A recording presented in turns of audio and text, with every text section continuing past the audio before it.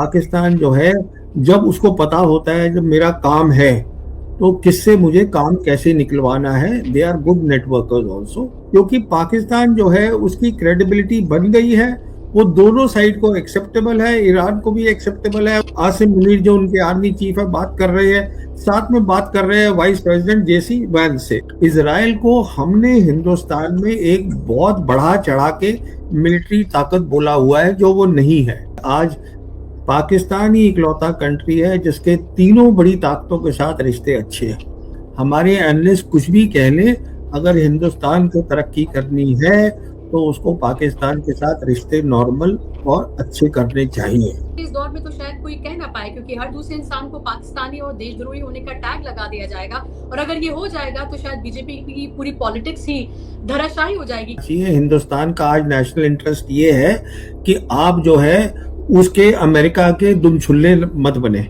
और हम आंख खोल के अपने पाकिस्तान के साथ नॉर्मल रिलेशंस करें, ये सोचते हुए अपना फायदा सबसे पहले देखते हैं कि हाँ मेरा फायदा है इस इंसान से बात करने में कि नहीं।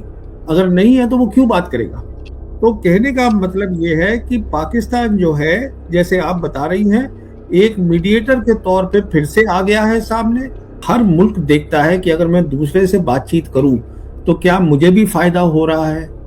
तो अगर आप बात करेंगे पाकिस्तान से तो दोनों देशों का फायदा होगा, क्योंकि पाकिस्तान जो है उसकी क्रेडिबिलिटी बन गई है, वो दोनों साइड को एक्सेप्टेबल है, ईरान को भी एक्सेप्टेबल है। उनसे बात कर रहा है, उनके फॉरेन मिनिस्टर अरागची से, आसिम मुनीर जो उनके आर्मी चीफ है बात कर रहे हैं, साथ में बात कर रहे हैं वाइस प्रेसिडेंट जेसी वैंस से। तो कोशिश ये हो रही है कि सीज फायर जो है हो सके जल्दी से जल्दी, और उसको परमानेंट पीस में बनाया जाए। बिकॉज ईरान का ये कहना है कि हमें परमानेंट पीस चाहिए। तो ये सबसे इंपॉर्टेंट बात है जो मैं आपको बताने वाला हूं कि सीज फायर के लिए दो ऐसी चीजें हैं जिसके लिए ईरान बिल्कुल कॉम्प्रोमाइज नहीं करेगा। वो तभी मानेगा सीज फायर के लिए अगर वो दो चीजें होंगी, और उसके ऊपर चीन और रशिया उसके साथ खड़े हैं। पहली चीज ये है, हरमोज पे कोई बातचीत नहीं होगी। ईरान बहुत क्लियर है कि हम स्टेट ऑफ हरमोज पे बात नहीं करेंगे। और दूसरी उनका ये होगा कि अगर सीज फायर होता है तो इजराइल भी सीज फायर में आ जाए। ये नहीं कि इजराइल अपना काम चलाता ही लड़ाई करता रहे। तो ये अगर एक्सेप्टेबल होंगी तो सीज फायर हो सकता है, फिर बातचीत हो सकती है। क्योंकि अब दो, जैसे मैंने आपको बताया, दुनिया की बड़ी ताकतें चीन और रशिया ओपनली आ गई हैं सीज फायर के हक में और ईरान के साथ खड़ी है। तो कोई भी नहीं चाहता कि नुकसान हो, कोई नहीं चाहता है कि पूरी दुनिया की इकोनॉमी को कुछ हो। पर देखिए होगा क्या, क्योंकि जैसे आपने ट्वीट देखी है प्रेसिडेंट ट्रंप की कि उन्होंने वो गाली गलौज किया है और बोला है कि तुम स्टेट ऑफ हरमोज खोल दो। स्टेट ऑफ हरमोज अमेरिका नहीं खुलवा सकता है, स्टेट ऑफ हरमोज ईरान के पास है, ईरान तय करेगा कब खोलना है। दूसरी ये है कि कुछ अमेरिकन सेनेटर्स हैं और कुछ उनके अमेरिका के बहुत रिस्पेक्टेबल लोग हैं जो ये कह रहे हैं कि ट्रंप ने he has lost his mental balance, दिमाग का संतुलन भी हिल गया है। अदरवाइज कोई भी अमेरिकन प्रेसिडेंट इतनी बेहूदी टाइप की बातें और गाली गलौज नहीं करेगा पब्लिक फोरम के ऊपर जो इसने की है ट्रंप ने। वो उसकी फ्रस्ट्रेशन है। और इसी के साथ में मेरा ये भी सवाल है, क्योंकि हम ग्लोबल साउथ की बात कर रहे हैं, तो भारत फिर इसमें कहाँ है? पहली बात तो ये है, जहां तक इंडिया का ताल्लुक है, इंडिया इसमें कहीं भी नहीं है। और उसकी दो बातें मैं आपको बताता हूं। पहली बात यह है इंडिया की कि इंडिया ने तय कर लिया था जब से मोदी सरकार आई थी कि हम अमेरिका और इजराइल के साथ जुड़ जाएंगे, और हम पूरे उनके साथ जुड़े बैठे हैं। तो ये जो न्यू वर्ल्ड ऑर्डर है ये ग्लोबल साउथ का है। हम ग्लोबल साउथ कंट्री हैं, पर हम जुड़ गए हैं अमेरिका और ग्लोबल नॉर्थ कंट्रीज के साथ। पहली बात तो ये है। दूसरी बात यह है कि अब बातचीत होती, कहते रहते हैं हमारे एनालिस्ट कि देखिए ये जो फॉरेन मिनिस्टर हैं ईरान के अरागची, वो अब जयशंकर से बात कर रहे हैं। अभी उनकी 5 अप्रैल की को बात हुई है। देखिए एक बात समझिएगा, ईरान एक बहुत समझदार मुल्क है, उनकी एक बहुत सिविलाइजेशन है, पढ़े लिखे लोग हैं। उनको सिर्फ दिक्कत है हिंदुस्तान की सरकार से। तो ये हमारे लिंकेजेस है, जो हमारे रिश्ते हैं सालों साल के बने हुए ईरान के साथ, जिसकी वो कदर और इज्जत कर रहे हैं। ये सारी बात है, ये दूसरी बात हमें समझनी है। जहां तक इजराइल का ताल्लुक है, इजराइल को हमने हिंदुस्तान में एक बहुत बढ़ा चढ़ा के मिलिट्री ताकत बोला हुआ है, जो वो नहीं है। इजराइल खत्म नहीं होगा। पहली बात मैंने आपसे ये कहा कि इजराइल की जो मिलिट्री ताकत है उसको बढ़ा चढ़ा के बताया गया है हमारे हिंदुस्तान में। इजराइल खत्म नहीं होगा। और जो सेंट्रल कमांड हेडक्वार्टर है, जो अमेरिका का, जो उनका एडवांस्ड हेडक्वार्टर है, जो भी कतर में होता था, कतर से उठ के वो कहीं और जाएगा और वो मदद करेगा इजराइल को। तो कहने का मतलब ये है, इजराइल जो है उसके पंख कट जाएंगे, इजराइल खत्म नहीं होगा मेरे हिसाब से। और इजराइल हमेशा एक प्रॉब्लम बना रहेगा वेस्ट एशिया के अंदर। पाकिस्तान के रोल को आप कैसे देख रहे हैं? हिंदुस्तान ने तो कहा कि हम दलाल नहीं हैं। एस जयशंकर ने कहा ये दलाली कर रहा है पाकिस्तान। हालांकि जब यूक्रेन वॉर हुई थी तब ये कहा जा रहा था कि पापा ने वॉर रुकवा दी, तो तब इस तरह के शब्दों का इस्तेमाल नहीं किया गया था। पाकिस्तान इतना इंपॉर्टेंट सडनली कैसे हो गया है? सऊदी अरब से उसके ताल्लुकात हैं, अमेरिका से जाहिर सी बात है जो उसके टाइज हैं वो किससे छिपे नहीं है। फिर वो ईरान के साथ भी बातचीत कर रहा है। So sometime you fail to understand कि ये चारों तरफ से कैसे और why Iran Pakistan has become so important. क्या इसलिए कि जहां ज्योग्राफिकली वो इम्पोर्टेंट है इसलिए? क्या वो न्यूक्लियर पावर है इसलिए? क्या फिर उसकी जो आर्मी है वो बहुत मजबूत है, जाहिर सी बात है दुनिया से छिपा नहीं है, या इसलिए, या और भी कुछ आप इसके रीजंस देखते हैं? देखिए, ये वही रीजंस हैं। पहला रीजन उसकी ज्योग्राफी है, दूसरा रीजन प्रोमिनेंट मुस्लिम कंट्री है, न्यूक्लियर वेपन्स हैं, और सबसे इम्पोर्टेंट रीजन क्या है कि अमेरिका ने ये तय किया था ऑपरेशन सिंदूर के बाद, जो यूएस कांग्रेस रिपोर्ट में भी लिखा हुआ है कि हिंदुस्तान और पाकिस्तान के बीच में जो 4 दिन की जंग हुई थी, पाकिस्तान ने बेहतर किया था हिंदुस्तान से। ये यूएस कांग्रेस रिपोर्ट में लिखा है, मैं नहीं कह रहा हूं। तो उसके बेसिस के ऊपर फिर जो तीनों बड़ी ताकतें थी दुनिया की, जो मैंने आपको बताया, उनके साथ इनके रिश्ते बेहतर हो गए। आज पाकिस्तान ही इकलौता कंट्री है जिसके तीनों बड़ी ताकतों के साथ रिश्ते अच्छे हैं। और पाकिस्तान की एक खासियत जो है वो बहुत सीधी सी है।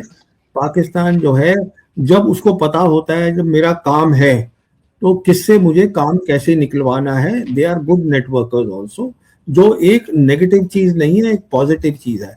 और लास्ट बात मैं आपको पाकिस्तान के बारे में बोलना चाहूंगा, हमारे एनालिस्ट कुछ भी कह ले, अगर हिंदुस्तान को तरक्की करनी है तो उसको पाकिस्तान के साथ रिश्ते नॉर्मल और अच्छे करने चाहिए। ये है। जो भी ये बात बोलेगा आज के दौर में तो प्रवीण जी, वो तो एंटी नेशनल करार दे दिया जाएगा सीधे तौर पर। देखिए, मैंने जियोपॉलिटिक्स पढ़ी है, मैंने मिलिट्री पावर पढ़ी है, तो मैं ये न्यू वर्ल्ड ऑर्डर पढ़ रहा हूँ। मैं वो बात कर रहा हूँ जो मेरे देश की बेहतरी के लिए है। मेरे देश की बेहतरी इस बात में है कि हिंदुस्तान पाकिस्तान के रिश्ते अच्छे हों तो दोनों की काफी तरक्की होगी एक साथ। हम वो मुल्क हैं जो एक ही साथ थे और हमें एक साथ ही चलना है, स्पेशली जब अब नया वर्ल्ड ऑर्डर बन रहा है। दोनों, उनकी खामियां हैं, हमारी भी खामियां हैं, ऐसी बात नहीं है। उनकी भी बहुत खामियां हैं, उनके पॉजिटिव्स हैं, हमारे भी पॉजिटिव्स हैं। पर ये कहना कि वो दुश्मन है, वो ये है, वो है, इस बातों को जब आदमी ठंडे दिमाग से सोचता है और ये सोचता है कि इसमें मेरे मुल्क की क्या बेहतरी है, तो वो इसी नतीजे में पहुंचेगा जो मैं आपको बता रहा हूँ। जी, अगर आज ये कोई, आप तो इतना शायद हिम्मत कर पा रहे हैं और शायद आप बहुत अनकंफर्टेबल ट्रुथ है जो कह पा रहे हैं बहुत सहजता से, अदरवाइज तो आज के इस दौर में तो शायद कोई कह ना पाए, क्योंकि हर दूसरे इंसान को पाकिस्तानी और देशद्रोही होने का टैग लगा दिया जाएगा। और अगर ये हो जाएगा तो शायद बीजेपी की पूरी पॉलिटिक्स ही धराशायी हो जाएगी, क्योंकि हर दूसरे शख्स को, खासतौर मुसलमानों को, तो वो पाकिस्तान भेजने की बात ही कहते रहे हैं। दो लास्ट क्वेश्चंस मेरे आपसे। एक तो ये कि लोग जब पाकिस्तान पिक्चर में आता है तो हमेशा लोगों का ये कहना है कि भाई वो धोखा दे सकता है, खासतौर पर जो मौजूदा वहां की सरकार है उसमें जो बैठे लोग हैं। उन्होंने इमरान खान के साथ जो किया, और वो जिस तरह से एक तरह से कहते हैं कि भाई बिल्कुल अमेरिका के पिट्ठू और गुलाम बने हुए हैं, और वो ईरान के साथ ऐसा कैसे कर सकते हैं। लोगों ने ये भी कहा कि हो सकता है कि जब बूट्स ऑन ग्राउंड हो तो पाकिस्तान का इस्तेमाल कर दिया जाए। क्या इनमें से किसी भी चीज पर आपको लगता है कि कोई पॉसिबिलिटी है? देखिए, ऐसा है कि हर मुल्क को अपना नेशनल इंटरेस्ट देखना चाहिए हम्म। और पाकिस्तान भी वही करता है, हिंदुस्तान को भी वही करना चाहिए। हिंदुस्तान का आज नेशनल इंटरेस्ट ये है कि आप जो है उसके अमेरिका के दुमछुल्ले मत बने। ये इंटरेस्ट है अमेरिका का। आज दुनिया बदल गई है, उसको आप छोड़े और यहाँ नजदीक में देखिए रशिया और चाइना के साथ आपके कैसे रिश्ते और बेहतर हो सकते हैं, नॉर्मल चाइना के साथ हो सकते हैं। तो जब आप अपना नेशनल इंटरेस्ट देखते हैं, पहली बात। दूसरी बात क्या होती है कि हर मुल्क देखता है कि अगर मैं दूसरे से बातचीत करूं तो क्या मुझे भी फायदा हो रहा है। तो अगर आप बात करेंगे पाकिस्तान से तो दोनों देशों का फायदा होगा। जब दोनों का फायदा होता है उससे म्यूचुअल ट्रस्ट बनता है। इसका कोई लेना देना नहीं है कि पाकिस्तान ने उसको धोखा दिया और हमने इसको धोखा दिया। तो सवाल ये है कि आप आंख बंद करके देखिएगा पाकिस्तान के साथ किन किन मुद्दों पे हम क्या क्या बात कर सकते हैं और वो भी सोचेंगे आंख खोल कर क्या कर सकते हैं। मैं ये कहने की कोशिश आपसे कर रहा हूँ कि हमारे देश से कि बहुत फायदा हुआ। हम आंख खोल के चाइना के साथ नॉर्मल रिलेशंस करें और हम आंख खोल के अपने पाकिस्तान के साथ नॉर्मल रिलेशंस करें, ये सोचते हुए अपना फायदा सबसे पहले देखते हैं कि हाँ मेरा फायदा है इस इंसान से बात करने में कि नहीं। अगर नहीं है तो वो क्यों बात करेगा। और अभी भी आप देखिएगा क्या हो रहा है कि उन्होंने काफी जो है तबाही करी है, जो असला है, टैंक्स है इजराइल के, उसकी करी है। और इजराइल जो भी अंदर से घुसने की कोशिश कर रहा है, सदर्न लेबनान में टेरिटरी लेने की कोशिश कर रहा है, तो ईरान जो है अब नॉर्थ इजराइल पे फायर कर रहा है। आप ये भी देखिएगा। तो कहने का मतलब ये है ईरान के ये सब अंग हैं, ईरान से वो कोऑर्डिनेशन कर रहे हैं। और वही हालत हूथीज की है। जब बोलेंगे ईरानियंस हूथीज को आप रेड सी बंद कर दीजिए, वो बंद हो जाएगी। तो इसको आपको ये ताकत समझनी है, ये ईरान की ताकत है जो उन्होंने सोच समझ के बनाई है।